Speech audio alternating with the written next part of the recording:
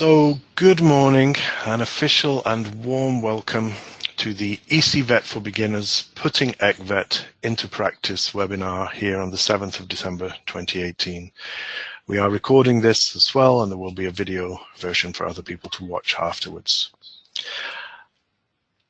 What I think is important to know is who is in the room here. We have Daniela, who's here to provide some tech support and to represent the national agency. We have Francis, who's sat alongside me, and Francis and I will be sharing the job today of talking you through some of the principles of ECVET or ECVET. And they always say never apologize, but actually I apologize for the fact that I will probably use both of those throughout this, this short webinar. And myself, Paul Guest, and I'll be here taking the first reins. And of course, Francis will introduce herself as we come along. Why are we here? A very basic question, but actually, yes, it is a webinar to introduce ECVET. And I often think ECVET, one of those European tools and instruments, and people then say, oh, it's just another thing that we have to think about in terms of organizing mobility. It's more bureaucracy, it's additional complexity. And I think what we're trying to do with this is to provide an alternative to that, which is that we will demystify ECVET, take away some of what you perceive to be the complexities, to explain in basic words and phrases the key terms and the key principles of ECVET, and try to facilitate future use of ECVET, either in delivering mobility or for those of you that are trying to develop or to work on common development projects within Erasmus+. So as I said earlier, this is about putting ECVET into practice. It's predominantly aimed at those that have perhaps received funding or committed to a series of activities in which ECVET will form part of that. And let's begin. I mean, in a sense, we should be talking about what is ECVET. And in that sense, formally, ECVET is the European Credit System for Vocational Education and Training, or VET. It is a framework for the transfer, recognition and accumulation of learning outcomes that have been acquired and assessed most often during mobility. And if you look at the graphic there, you will see that on the one hand, we talk about geographical mobility, about enhancing quality, about using learning outcomes to describe learning objectives during a period of mobility, about enhancing the value and ensuring the value of learning abroad, and of course recognizing that learning upon return to the home country and institution. But equally, there may be a small number of you working on a bigger picture, and whilst arguably not the principal target for the United Kingdom, when working transnationally, you might find yourselves talking a common language that relies on ECVET, and that's usually around, how do we build and accumulate learning? How can we facilitate flexible learning pathways? How can we identify and formalize learning outcomes? And those are what we class as being under the broader heading of lifelong learning. And if we look at that in a sense, in rather simpler terminology, we're talking about that ECVET is providing a common language for discussing education, training and qualification systems in different European countries. And it does help to improve the quality of geographical mobility, both for students and for staff. And ultimately, it encourages mobility practitioners, those taking the lead, to discuss how learning and skills that are acquired during a mobility period will be recognized and valued. And that really is the heart of what we are using ECVET for here in the UK. In terms of what it is, it's also useful to look back, although I often find 2002 sounds increasingly distant. But in 2002 already, which is some 16 years ago, we already found ourselves talking about improving transparency and recognizing competencies and qualifications that have been achieved both within and beyond formal delivery. In 2009, which is almost 10 years ago when we think of where we are already, there was a formal recommendation of the European Parliament and the Council on establishing a European credit system for VET. And in that sense, it was looking at how it might build on the successes that were already happening in the worlds of higher education, and to see whether vocational education could also provide that value, that recognition for learning achieved during a period of mobility. Now, if we look at the timeline there was a process of identifying and testing and developing, creating the conditions and the frameworks and setting up the landscape so that we could introduce this new concept, this new tool or framework. And there was a point for a pause in 2014 to say, okay, how have we done? What do we need to do now in order to change that? And so the period of implementation was ultimately foreseen until around 2016, at which point it was felt that everything should be in play. It's perhaps not the reality, because what we will find is that there are countries, there are institutions, there are jurisdictions where they're still really testing the water with ECVET to see how much or how little is relevant to their own practices. And so what we find still is that we are still talking about and encouraging the use of ECVET either in lifelong learning or to support quality in European and geographical mobility. And that was embedded also in the New Skills Agenda, which came out in 2016. And increasingly present in a number of studies that we've been looking at European level, which focus on the future of vocational education and training in Europe, and also the future use of European tools and instruments supporting transparency and recognition, of which ECVET or ECVET is only one of those. We've already gone down that avenue, that terminological barrier has been broken. We've talked already about learning outcomes, which you may or may not be familiar with, but they are really just statements about what a learner knows, understands, and is able to do on completion of a learning process. We talked about already learning outcomes being part of units, and units are part of a qualification, and that they are often, these learning outcomes are described in different manners, but predominantly knowledge and skills will be apparent, and competencies in certain countries. Credit rather than credits, I would think, are the composite parts of the units which have been assessed and which can be accumulated towards a qualification or transferred to other learning programs or qualifications. Now, the point of contention, dare I say, would be the ECVET points, because in some countries, but not many in all honesty, the term ECVET points is used, and it is in a sense a numerical representation of what a learning outcome represents. Now, I think that there is a danger if you make that your whole focus in the world of ECVET. I think as we explained to you this morning some of the key concepts, you will realize that ECVET points only work in certain situations and in certain scenarios. And I think that, you know, if you have any situations where you feel that you need to take on that, it's certainly worth consulting with colleagues at the national agency or with other members of the team. So the focus predominantly is around the learning outcomes, the value or the credit for learning, and of course the units building up towards qualifications. Now, we've set the scene, we've told you what it is. I suppose that we should really go to a first poll to find out a little bit about yourselves. And here I'd like to initiate the first poll.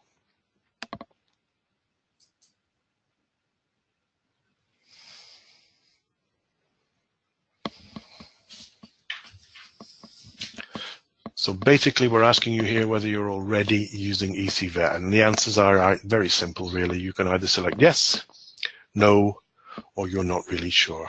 All equally valid, but it's interesting just to get a perspective on who's with us this morning. For those in the video world, you will see what everybody thought.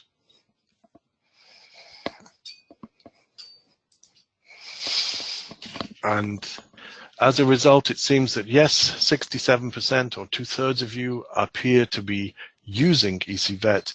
1/3 of you feel that you're not yet at that point, and there is no sense of doubt amongst all of you that are with us today, which is good. We can skip past that because we've already done it. I suppose what we're at now is, okay, we've talked about what it is, but where exactly is ECVET used? Do you perceive that you're already using it? 2/3 of you say yes. But let's look at this, of course, from a geographical perspective, because the first word is European after all, and therefore we are looking at, you know, this transnational, this cross-border aspect. So in 2015, one of the big European bodies for VET talked about the perspectives, the state of play in different European countries, and in monitoring, they use the term monitoring, I think it was much more research or desk-based, they concluded that there were 3 main groups of countries from the perspective of ECVET. Very much like you have done in yourself, you've identified whether you perceive yourself to be using or not using. There were 3 groups here, and the first group was countries that have credit systems that are compatible with ECVET. And I think that the UK could say definitely, you know, the unit-based qualifications that we have is definitely a compatible system. There were also countries that are working towards ECVET compatible systems, or that are currently testing one or more technical components. So basically, countries that felt actually there's something there that we could definitely align with what we are doing, perhaps not in full, but certainly something that we can make use of. And then, of course, there were countries without credit systems and or with no evidence of systems level ECVET initiatives. And what that really means is there's not a lot going on. Now that might have changed. 2015 will soon be 2019, 2020, 5 years in the world of European tools and instruments is a very long time. If we look at what those countries comprise, you see there, for example, all 4 composite parts of the UK are there, alongside the Belgian, French community, Estonia, Finland, France, Iceland, Ireland, Luxembourg, Malta, Slovenia, Spain, and Sweden. Those are the groups under Group 1. Those are the countries under Group 1 where they felt that, you know, this was something that definitely aligned with their provision. Those testing 1 or 2 parts are shown in Groups 2A and 2B, and of course those at that point in Group 3, they had pockets of interest in practice and probably at institutional or city level, but nothing at systems level that would really, in 2015, align itself with ECVET. Now, if we think about the UK, we personally made a decision some years ago to say, well, actually, this is something we don't think it's going to alter our systems level delivery because we're very much in line with that, but we do feel this is something that could help us to improve our delivery of quality assured vocational education and training and mobility in one. And so if you look at that there, it confirms that we have units, learning outcomes and credits already in use, nothing to happen there, that our national qualifications frameworks are already referenced to the European framework, and we'll talk a little bit about what that is later, that we have already a core focus on facilitating learning recognition, but actually this is where we perceive that we could take things one step further, and we'll talk a little bit about that, and that there is continuing discussion on that and on other European tools and instruments via the UK coordination group. Now, of course, we've used the word Europe. We're in the UK. These are complicated times. Nothing has changed at this stage, and there is a much more detailed update on what Brexit might mean for those participating in European projects and for delivering European-funded mobility programs. And rather than try and provide something that could be out of date as soon as we finish this video-based webinar, we refer you to the latest picture, which is provided on that link there. So, ECVET and mobility. I'm just going to hand over now to Francis, who's going to take the lead and talk you through some other aspects of ECVET and mobility. Good morning, everybody. Francis here. Yep, we've kind of done the background now to give you an idea of where ECVET has come from and how it's getting used throughout Europe. Paul mentioned that in the UK it's primarily used for mobility, so that's what we're going to have a wee look at now, is just to see how ECVET fits in with what's going on within various examples within the UK. Before I give you some case studies, so I'll show you this nice wee picture. I'm not going to go into all the details of the bits in the middle, but basically what we have here kind of summarises what ECVET's about. We talked about learning outcomes and units. Well, if you think of the units as being bricks, then if you think of a learner who's in the UK studying some sort of VET programme and they are doing a qualification and they've already got some of the units within that qualification, if they go on a learner mobility programme, they might go over to somewhere like the Netherlands and they would do some units over there. And the idea behind ECVET primarily is that it doesn't matter where you have done this study and where it's been assessed, you can bring that back to the UK where it would go through certain processes but would then become part of that overall qualification. So all the bits in the middle, the Memorandum of Understanding, the Learning Agreement, the Personal Transcript, these are all things I hope you will be very familiar with by the end of the webinar, but I won't go into them in too much detail just now. Just keep that idea of the brick wall, the idea of it doesn't matter where you pick up your brick, you can still build your wall. So sometimes the best way to understand what moves on is thinking, you know, why would anybody bother using it? Well, looking at the kind of two main stakeholders, I expect, are the actual learners who are going to participate in this, and the VET institutions who are having to put in a bit of extra work to achieve this ECVET implementation. So you really have to think, why would MD bother? But the benefit for the learners is really, it's high up in their agenda, in that they're spending all this time abroad, and if it's through an Erasmus Plus program, people are, it's well documented that people come back, they have really developed as a person.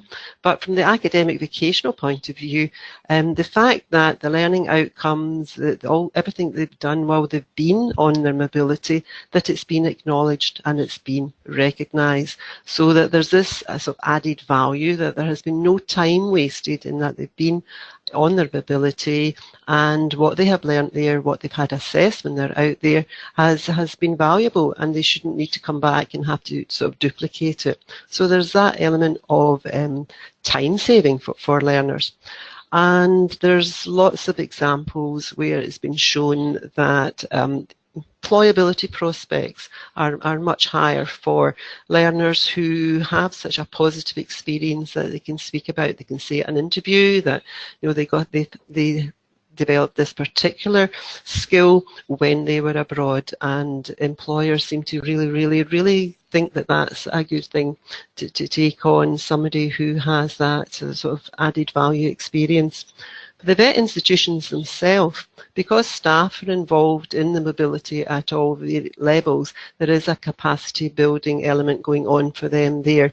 It's very easy to be quite insular when you're teaching in a particular institution or within a country, and you tend to think that the way you do it is the way everybody does it. So there is a great advantage in getting that insight into the different types of delivery assessment techniques that you might find in other European countries, and actually to see the whole education systems, how they differ from the UK one. And there's just that benefit as well, almost from a marketing point of view, in that if you're known to be involved in ECVET, so that your learners do have the opportunities to go abroad and have that learning recognised, then that becomes well known and you have that improved profile. And if you are trying to find partners for other future work in Europe, you have that greater visibility because people know you've been there and done that. And that's definitely a plus when you're competing against other institutions. So best way of looking at it perhaps is to let you know how some institutions have taken ECVET and built it into their mobility programs. It's probably quite important to say that nobody expects an institution who's new to the idea of ECVET to kind of suddenly get 100% up to speed. And we always suggest to people that they look at what they're doing already to see how that ties in with ECVET. So the first example we're looking at is actually a Scottish college. This was a few years ago. They actually had never heard of ECVET at the very beginning, but they were experienced in mobility. So when they examined what they were doing at the moment, if you like, then the learners were going on Erasmus Plus mobility, and they were heading towards some learning outcomes, but they tended to be the softer skills. And even though all the students were following vocational programs, they didn't seem, there was no capture of the experience they were getting in their actual vocational area.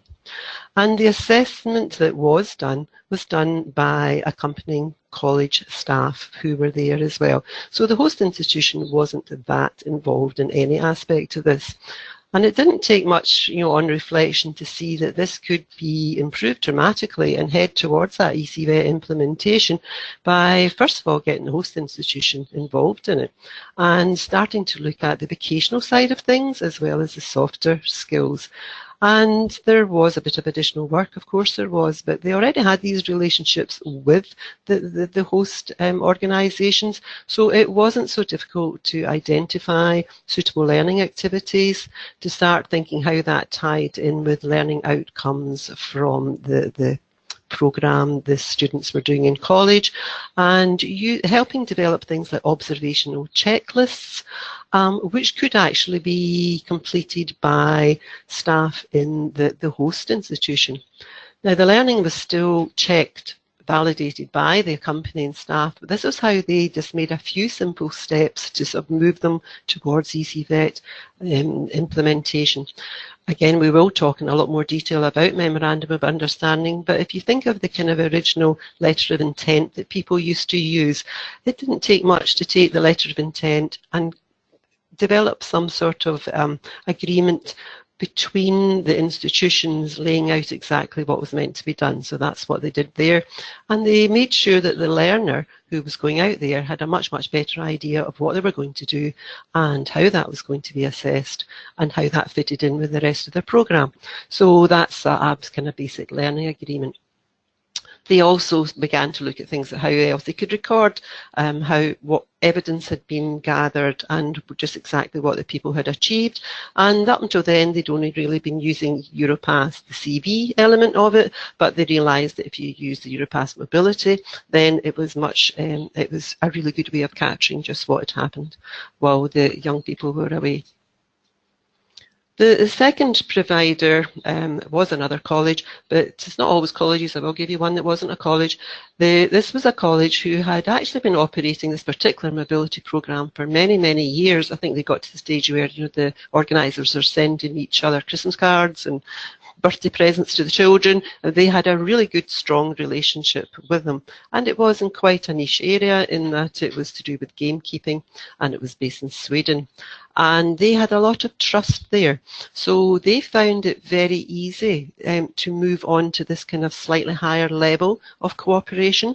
Again, this idea of a memorandum of understanding where they made it very clear who was doing what between the two institutions. But in particular, they actually sort of tried to match up the curricula in the two countries and identified learning outcomes and found things that were common to both organisations that the learners could do when they were out in Sweden. And because of this huge element of trust, they didn't have any accompanying staff anyway. Up until then, they had been sending, it was a very small college, but they were sending staff over for a weekend at a time to try and capture the assessment requirements. But the partner started to do a lot of it, and that made everybody's life a lot better as well. So the host staff were involved in it, and again the college staff still had that sort of validation, the sort of internal verification side of things. But that one has gone on and become much stronger and has now actually extended it to several other subject areas. So my third provider is actually a training provider, it's not a college, and they're really quite advanced in this. And when talking to them recently, we were actually asking them, what difference has that made to the way you run your mobility programs? What difference has it made to your actual learners? And first of all, they told us what they were doing, and they use the various things they use, like all the learners have this very clear idea of what they're going to do when they're away, their learning agreement. The individual learners know right down to learning outcomes that this is what they should be focusing on when they're away. And they actually gather their own evidence. So they know what they're looking for, they gather the evidence, and they actually bring the evidence back to their training provider, and the training provider then goes through the normal process to make sure that this is suitable evidence. So what difference has it made to them? Well, they really feel that their mobility programme throughout the whole throughout the whole organisation, and it's a large organisation, has much, much, much more structure. And they feel that that European experience that they've gained from being involved in Erasmus Plus mobility has now actually transferred into non-Erasmus Plus elements of their work experience within the training organisation, and that was a really nice one to see how there were even wider benefits to the organisation than just their improved mobility. And definitely they said that the students have so much more confidence, especially interview, when they're talking about skills that they have gained abroad. So they really think ECVET has made a huge difference to what's going on. So we're getting into the stage where we're beginning to use some of the jargon. We're beginning to introduce various bits to you. So it's maybe a good point to have a wee look at how we tend to talk about mobility. And we split it into 3 core phases, and it just makes it easier to talk about. And those phases are what happens before mobility, what happens during mobility, and what happens after mobility. So, time for another poll. Okay. I want you to think in terms of that before, during, and after. Then, are you applying ECVET across all 3 phases? Now, it should be coming up on your screen. Are you applying ECVET across all 3 phases, the before, during, and after mobility? And we're offering you just a yes, a no, or a not sure. So go ahead and we'll give you our usual minute to see what responses are.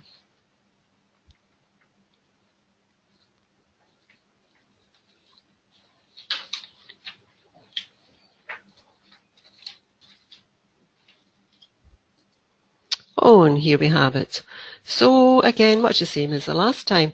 2/3 of you are applying it across all 3 phases, and 1 of you is not using it at all at the moment. You might be surprised as we go through. You might actually, I actually expected to maybe have a few more not sures, because sometimes people are doing bits of things, but they're not 100% sure how that fits in. But thank you all for that.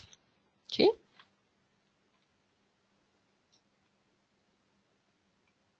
Sorry about that. Okay, so we're into the various phases. So we're looking at before mobility. So this is when you've been told you've got your funding, that you've got the contact with your partners.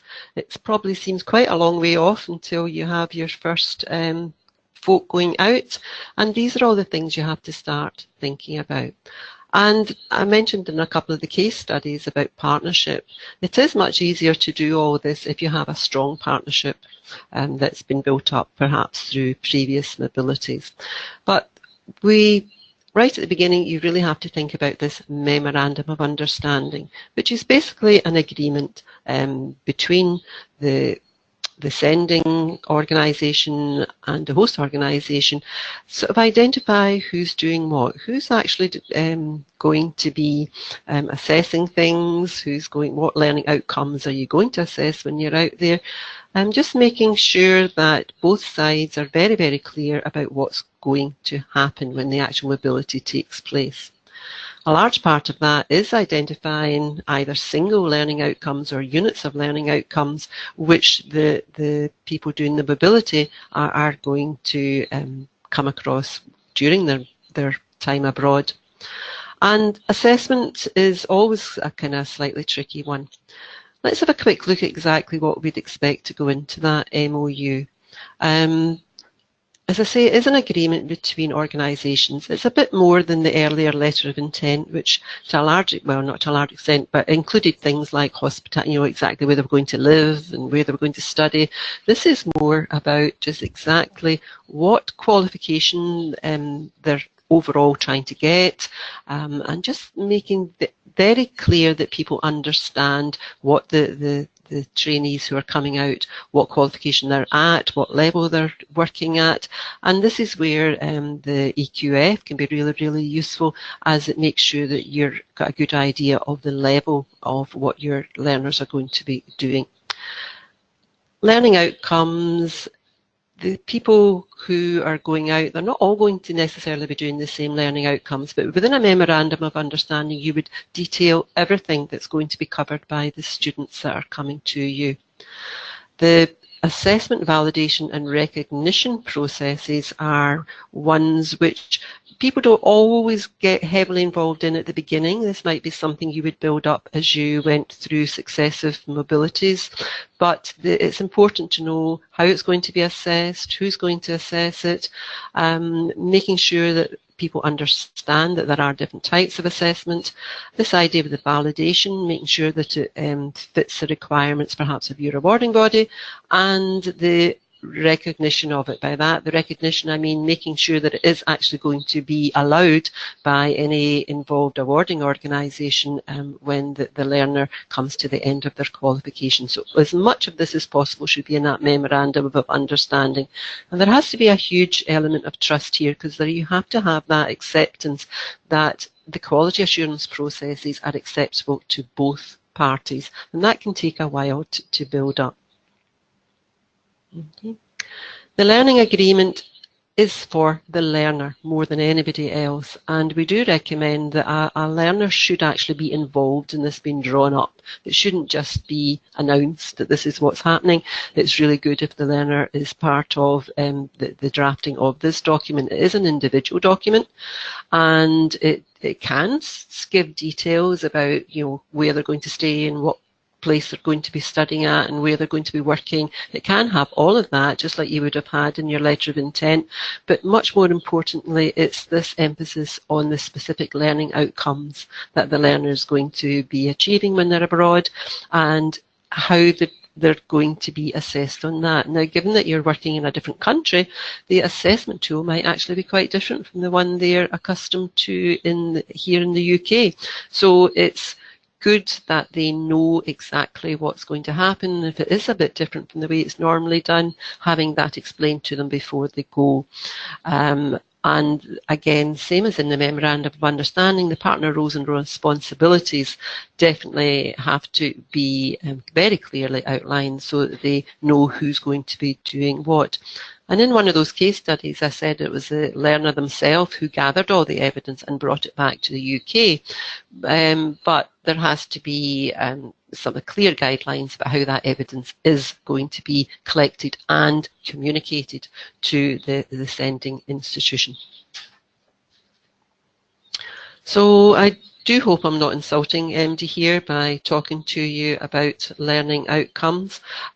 Possibly many of you use learning outcomes within your current work, but just to make absolutely sure that we do know what we're talking about, because in some countries, I was quite shocked to find in many countries in Europe, learning outcomes had never been ever thought about. I think because here in the UK we've had them for so long, we can forget that sometimes learning outcomes can be seen as a challenge for some people. But here in the UK we have a very clear approach to learning outcomes. We expect that they're written in the future tense. We try not to jargonise them too much. We use language that a learner can understand. So when a learner looks at a learning outcome, they know exactly what it is they're going to do. We suggest that you use active verbs to describe what they're going to be able to do after their period of learning, and there's a lot of backup material that you can get to help you with that, especially Bloom's taxonomy, and there are recommendations to be very careful about words you use. Try and keep away from some of the more ambiguous terms like understand, listen and learn. But much more importantly, they have to be written in such a way that they are achievable as a result of a specific learning activity, and that it is possible for them to be observed, measured and assessed. But for many mobility programs, those learning outcomes are already written. They're there on the shelf, and your job as a sending institution is to work with your host partner to identify which learning outcomes are going to be suitable for this particular mobility program. Okay, so during mobility, so now your learners are abroad, and what's going to be expected while they're out there. They've gone armed with their learning agreement, so they know, they hope, what exactly is waiting for them.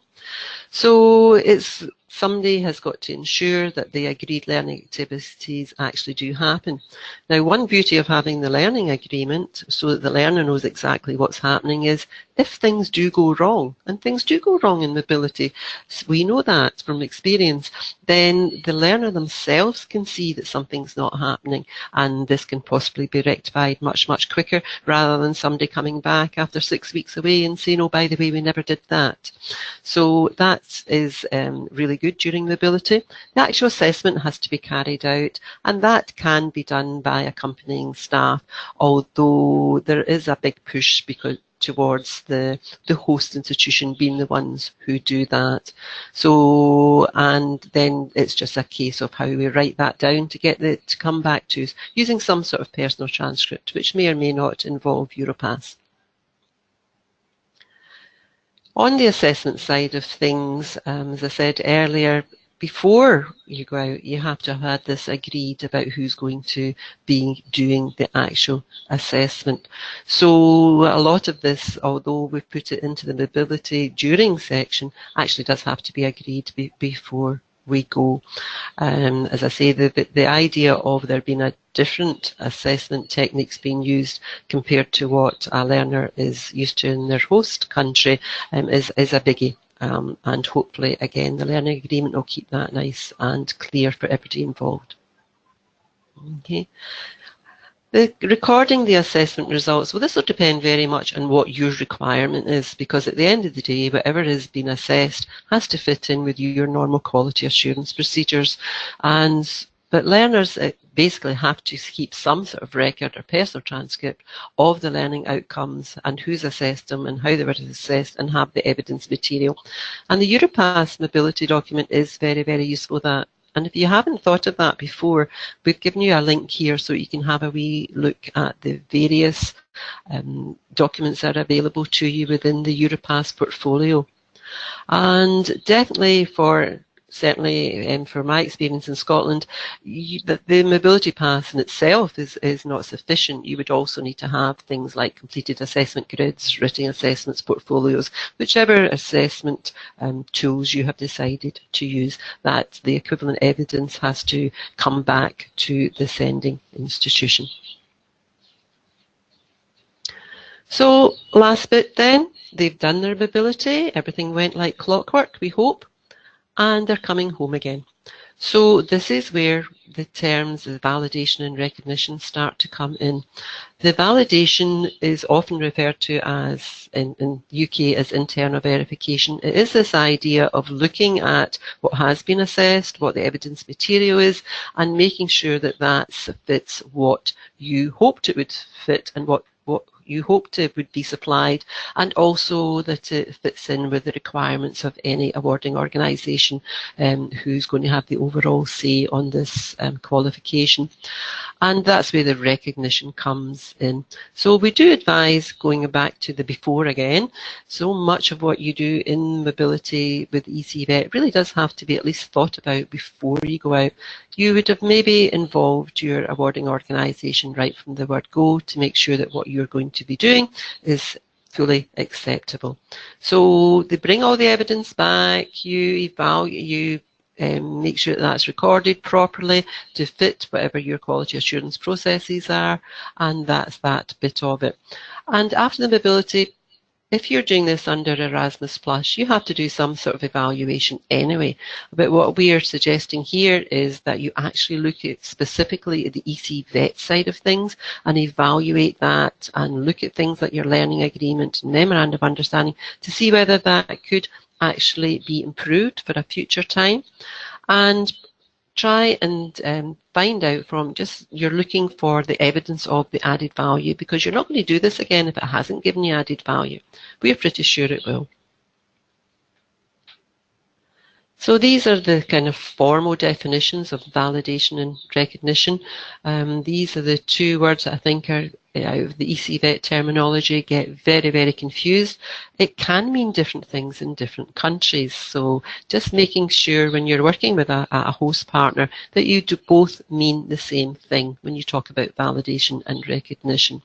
So validation is, as I said, it's very much the process by which the sending institution confirms that what happened when the learner was abroad, the assessment, does meet their needs and expectations. And it is primarily the responsibility of the sending organisation, and we usually call it internal verification. The recognition is the more formal side of it, and this is very much is going to happen when you have a qualification which is going to be awarded perhaps by an external awarding organisation, and they're the ones at the end who have said that everything that has been collected has suited and they're quite happy for that award to be made. So it is a more formal process. and it just means that your learner is not going to have to do any of this stuff all over again because they did it on their mobility project. And definitely worth talking to your awarding organisation at quite an early stage to make sure that this is all going to go as smoothly as possible. So this is one way we have of thinking about mobility when you're the ones that are going to be implementing it. This isn't a formal series of steps, and people can jump from one step to another or miss bits out. But in terms, if you're really new to this, then as we say, reflection on current practice is a good place to begin. You may not think you're doing ECVET, but when you actually look at what you're doing, you will find probably that a lot of the stuff you do already ties in with ECVET principles, and with a wee bit of tweaking can get you into this slightly more formal approach. So the memorandum of understanding, these can be of differing levels of complexity, probably depending on your experience. But your first memorandum of understanding with your host institution or host institutions can be fairly straightforward, and you can build on that as your experience builds. And the learning agreement, right from the word go, I do think it's so important that the individuals know exactly what is expected of them. I remember a very, very simple example from several years ago where a college sort of improved this side of things very dramatically by looking at their processes that they'd been doing to date, which was to ask the learners to complete a diary. And each day they wrote a diary about what they had done. And they found that just by putting the learning outcome at the top of the page of each diary and asking the learner to focus on their day's activities related to that learning outcome, they improved the quality of the evidence that was being collected. So the learning delivery and the assessment, that's all got to be worked on, and that can be the bit that can take quite a bit of time. The personal transcript, making sure that there's some way to make sure that everything is captured and brought back to the UK.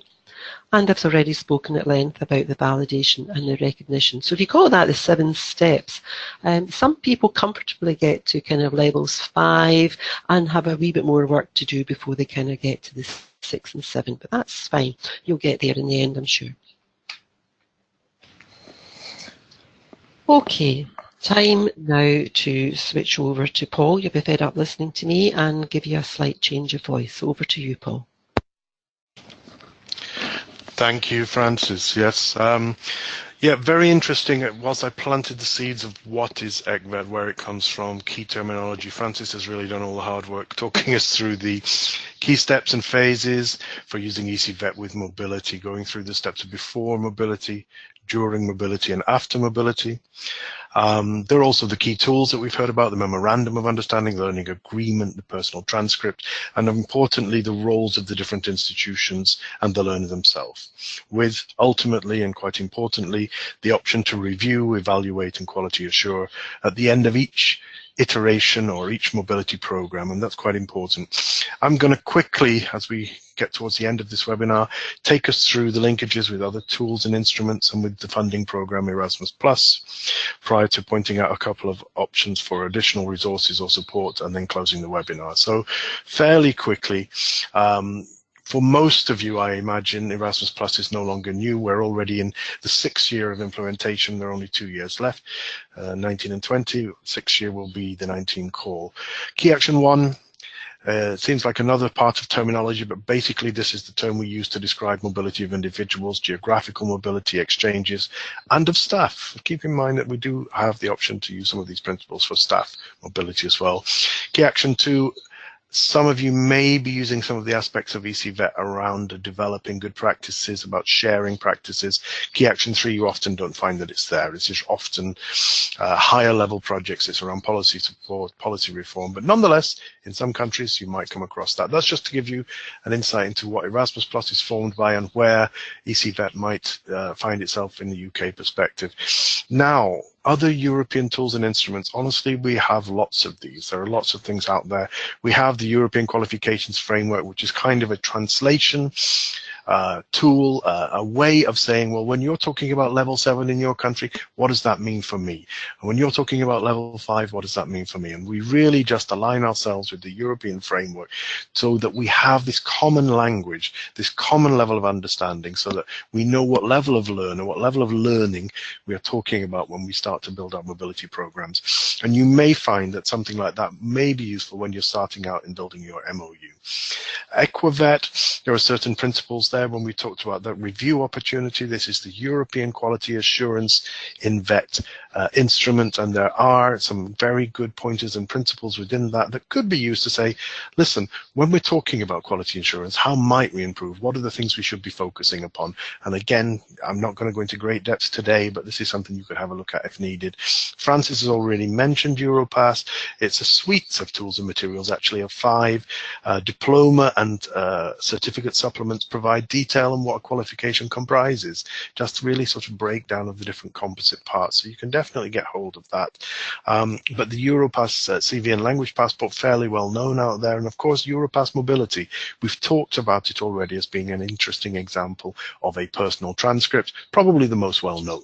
And in that sense, a lot of people are using this to allow learners to document their learning and to validate that learning that has been achieved and acquired.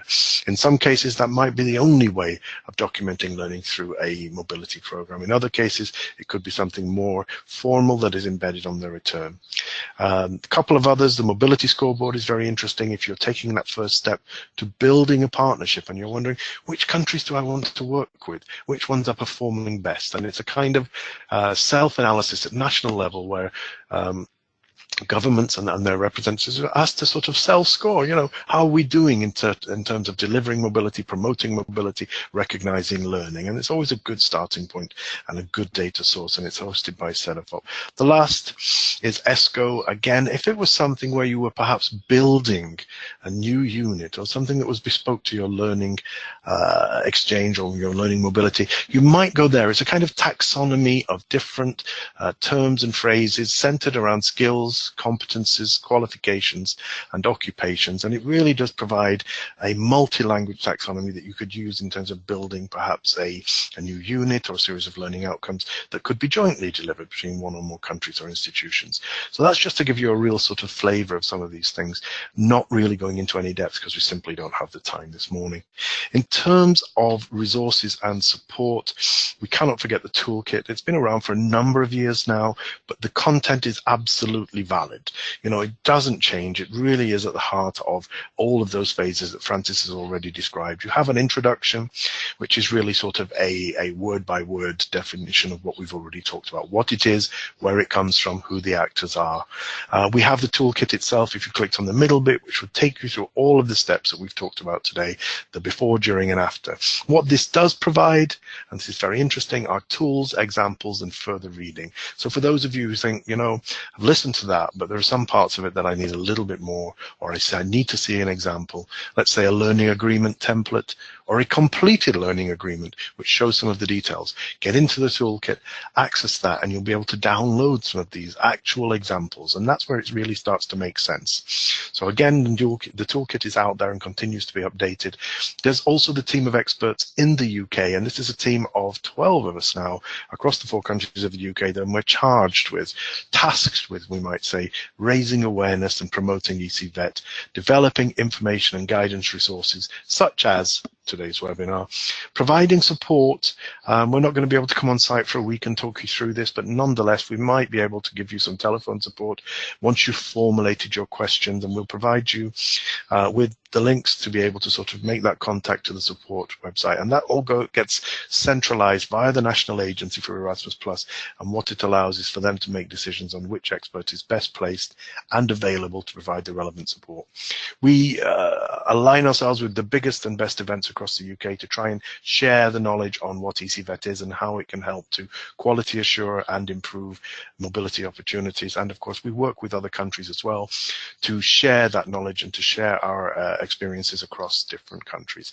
We have the 4 contact points here, which are shown if you want to get in touch with your ECVET National Coordination Point, but equally you can go down to the link at the bottom of the page, and there you will be able to also access materials. And that's quite interesting. We have developed a suite of materials, and it's printed. We're also working on some video-based material. So really, you know, that's the kind of stuff that we are doing to try and get the word out. You know, workshops, webinars, individual support. Here you have the links, in fact. So you've got the links to the toolkit. You've got the email address there, ecvetexperts@uk.ecaris.com. And what that will allow you to go is, listen, guys, I really need someone to work with me on a couple of questions. Is there somebody you can provide? That really is it, guys. It was just, as we said earlier, it really was about taking it one step further. It's for beginners. It's about putting it into practice. It's about taking some of those steps that Francis has already described. We're now, and please don't run away, we're going to stop the video. So we're going to stop the video right now.